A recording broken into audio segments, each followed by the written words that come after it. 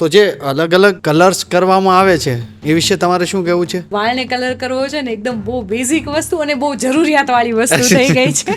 તો કમ્પલસરી મતલબ તમે કઈ વ્હાઈટ હેર સાથે તો પ્રેઝન્ટેબલ ના રહી શકો, તો કમ્પલસરી તમારે હેર કલર તો કરવો જ પડે. તો હેર કલર વર્ક કઈ રીતે કરે છે? તો જે આપણો હેર હોય છે એમાં બે પાર્ટ હોય છે. વચ્ચેનો જે કોર પાર્ટ હોય છે એકદમ સોફ્ટ હોય છે, બહાર હોય છે કોર્ટેક્સ હોય છે. બહારનો જે ક્યુટિકલ લેયર છે એને બ્રેક કરી અને અંદર જે કોર પાર્ટ છે ત્યાં સુધી હેર કલર જાય છે. આપણું જે હેર છે એ કલર થતું હોય છે કન્ટિન્યુઅસ. જ્યારે તમે રેગ્યુલર કલર કર્યા કરો એટલે શું થાય છે, બધા ક્યુટિકલ છે ઓલરેડી ડેમેજ થઈ ગયા, એટલે એના લીધે તમે કન્ટિન્યુઅસ હેર કલર કરવાથી તમારા વાળ વધારે ને વધારે ડ્રાય થવા મળે, વધારે ને વધારે ફ્રીઝી અને વધારે ને વધારે બ્રેકડાઉન થવા લાગે, વધારે તૂટવા મળે ને એવું થવાનું ચાલુ થઈ જતું હોય. તો એના માટે થોડીક વસ્તુનું ધ્યાન રાખવું જોઈએ હેર કલર યુઝ કરતા પહેલા. સૌથી ઇમ્પોર્ટન્ટ એમોનિયા ફ્રી, જે લેસ ડેમેજ કરે છે, નેચરલ ઇન્ગ્રેડિયન્ટ હોય, વેજીટેબલ માંથી બનેલા કલર્સ હોય. હેર કલર કરો છો તો એને અડધી કલાકથી વધારે તમારા માથા પર ન રહેવા દેવો જોઈએ. ઘણા લોકો કલાક સુધી રાખીને વધારે પોતપોતાના કામ કરવા જતા રહેતા હોઈએ છે, પણ એવું ન કરવું જોઈએ. અડધી કલાક, કેમ કે છે તો કેમિકલ જ, પીપીડી જ છે એની અંદર. તમે બ્લેક કલર કરો છો, બ્લેક કલર ની મહેંદી થોડી આવે છે. બ્લેક કલર એટલે શું છે? પીપીડી જ છે. બની શકે એટલી ફ્રીક્વન્સી ઘટાડવી જોઈએ. ઘણા આખા વાળ સફેદ ન થાય, જે નવો હેર આવે એ જ ખાલી વ્હાઈટ થયેલો હોય એટલે આગળનો ભાગ જ દેખાય. તો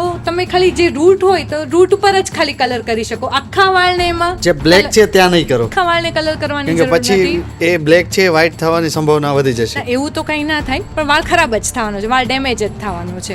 આવા જ શોર્ટ્સ અને આવા જ પોડકાસ્ટ વધારે જોવા માટે તમે અત્યારે જ આ ચેનલને સબસ્ક્રાઇબ કરો.